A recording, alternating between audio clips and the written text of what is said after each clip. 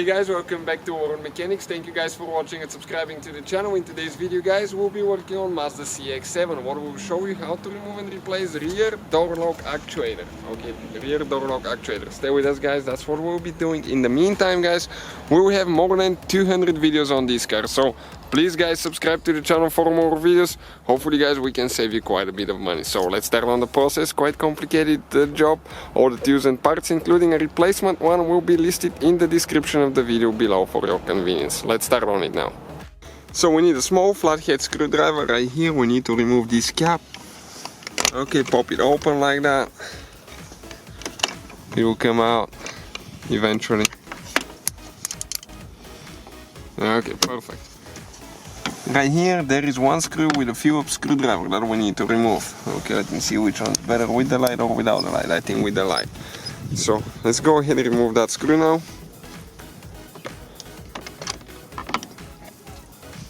Right here, another screw. You might have a cap there, you might not have a cap.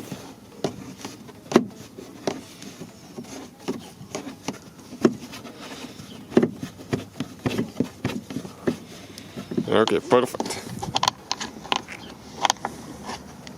Now this cap right here guys, let's remove that one as well. With a plastic panel removal tool, all the parts and tools that we use, they will be listed in the description of the video below. Yes, 2 clips. They go in these holes right here. Now with a plastic panel removal tool guys, we're going to start popping the clips open.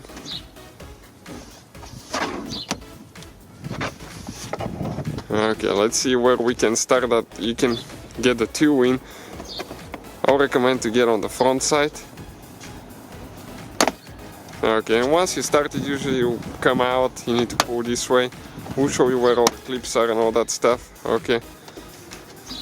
Once we remove the panel, sometimes those clips will break, so we have to replace them. Stay with us and we'll show you where we get our replacement clips from.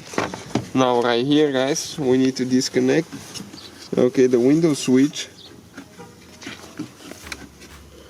So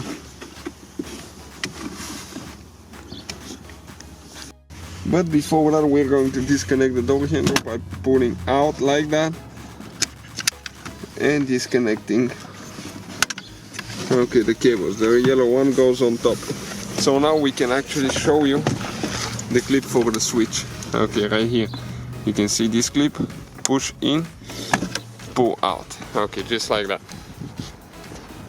So you can see guys those clips now. Okay, this is a good clip, it's still good, but how you pull them out of the door if they break. Stay with us and we'll show you and where we get our replacement ones, because it's really good deal, I promise you. So those are the clips. They come with even the tools necessary to remove door panels. It comes with a, actually you can see with a prying tool as well, the metal prying tool here. We got 2 sets of those because we use them so much. Okay, and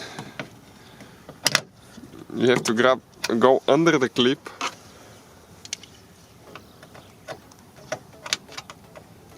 and just pry it out. Sometimes they will be super tight. Careful not to go in your eyes. Okay, this came out. Let us just show you now how you replace them. Perfect. Now we need to find a clip that is close to this one. So check it out now. This is like, I don't know, 400 and something clips I believe. 324 clips together. They have different packages, different options, so we need to find that close to that one. Okay, and you can see this one will work. So let's check on the hole. Oh, yep, it will go in. So all we have to do, just slide it right there on the panel, push in, okay, and later install your panel. So that's how you guys replace the clips. Let us show you where all the clips are now. So we have 1, okay, 2, 3, 4, 5, 6, 7 clips that hold the panel in place. So now we need to go ahead and turn the ignition on, and what we will do, we'll bring the window down, guys. Okay, but let me tell you now. Okay, we need to remove that cap right here, and you will see why. Now, it's not going to work unless you install the window switch. Okay, so we need to go ahead and remove the window switch from the panel, or just connect it. Okay, so we can bring the window to the position that we need it. Okay, so let us see if it's going to work and if we'll be able to see, but I think the easiest way will be, let's go ahead and remove that switch now, so we can actually show you a little bit better what is happening. It has just only 2 screws.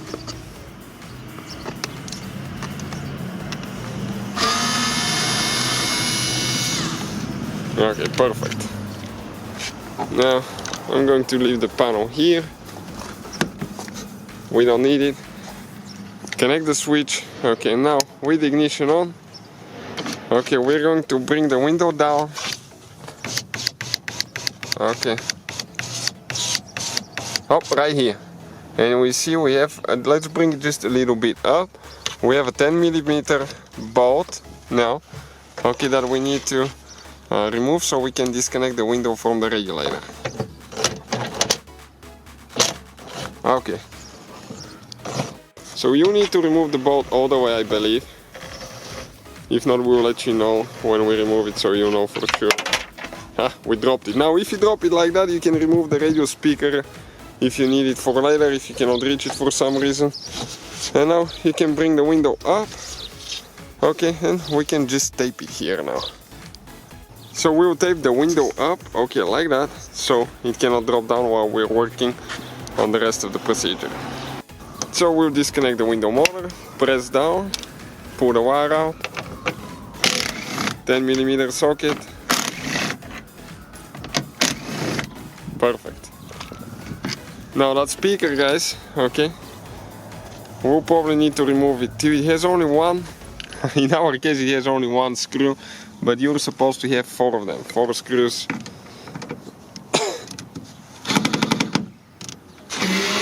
I'll show you where they are in just a minute. Okay, let's disconnect it. And you can see you're supposed to have 4 screws on each corner. Each corner 1 screw, so altogether 4 screws. And so we need to disconnect these 2 wires. Press in, pull out. Okay, just like that. Now we can go ahead, 10mm socket, and start removing a few bolts.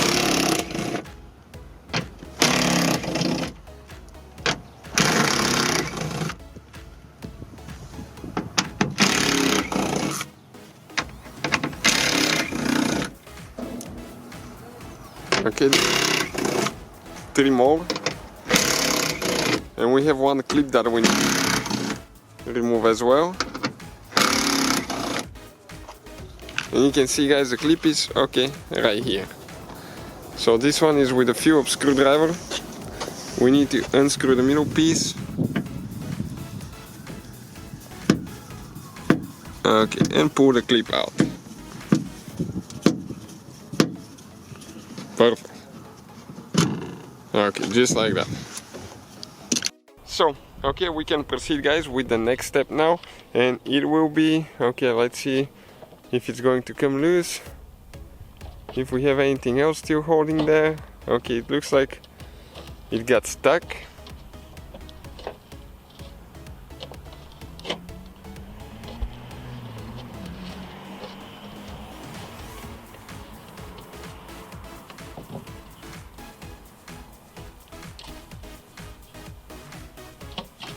You can see it's kind of like it glued to the metal door, and now we can pull it out.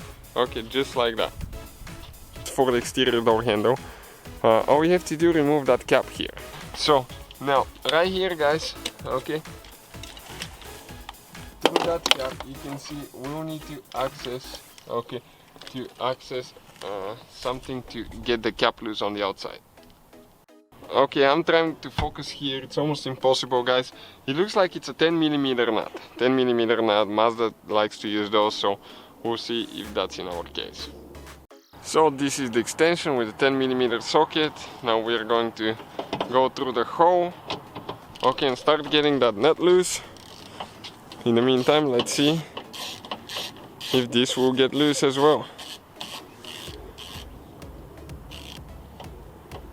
Oh, if it's not going to, okay.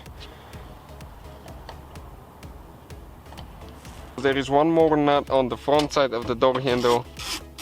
Okay, right there. And if we get that nut loose, okay, we'll see if the door handle will come off now or not, and if he has something else holding it there. So you can see that black piece now. Once we remove the nuts, okay, that thing will come out. Okay, we need to remove both nuts on each side. Oh, one nut fell. Now we need to pull that thing out and see what's going to happen. We have bolts or nuts there, 2 of them. Okay, one over here and one like that on the other side. Okay, so let's get this one loose now. Okay, you can see the handle started moving.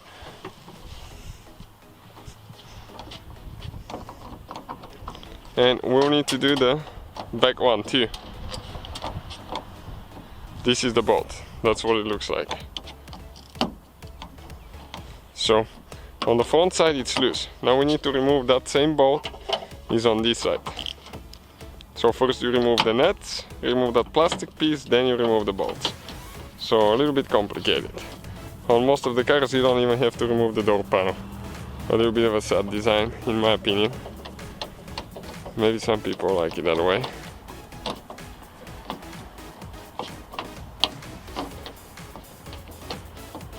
Okay guys, and now we need to go ahead and disconnect the linkage here. Okay, and this one, okay, you need to turn it this way, unlock it like that, pull it out, and the handle comes out. So I believe it could be done removing the actuator without removing the exterior door handle, but there is one linkage that you have to disconnect right here, and probably, okay, you can do it without it, but we'll show you how to do it with the handle in case it doesn't work out, so you know guys what altogether needs to be done. So we'll cover the whole process. After that, three bolts here, okay, with a Phillips screwdriver.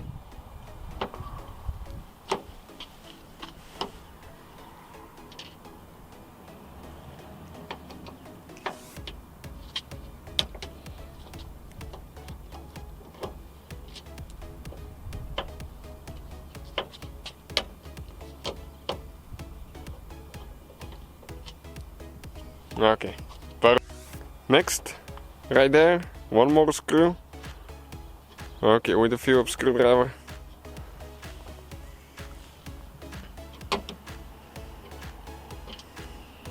At Mazda guys, okay, everything is so thin on it that you can bend everything, so you have to be extremely careful.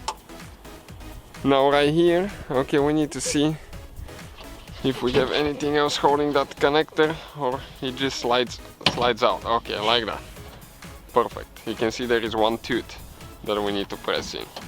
And from that point on, I think we should be able to remove it. Maybe that bolt is in the way. That's the one for the window rail. Okay, because something is hitting there and we cannot remove it. So we'll go ahead, remove that bolt now.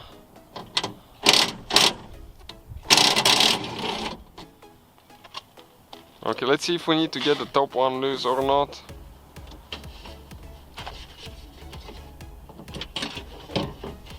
No, just the bottom bolt. And the actuator guys is out of the way. You can check out in the description of the video below where we get our replacement parts, and you can find your actuator there for a really good price too. We'll include, okay, the part number and all that stuff. Okay, let me see if there is anything here that I can just show you quick. But from what I can see, nothing. This is what will be going bad here guys. This is the motor that turns everything on and off. So practically this one, okay, you can even rebuild it. And we'll have a video how to rebuild one, check it out, because that's where the little motor is that turns it on and off. So thank you for watching guys. Please subscribe to the channel for more videos and see you guys next time.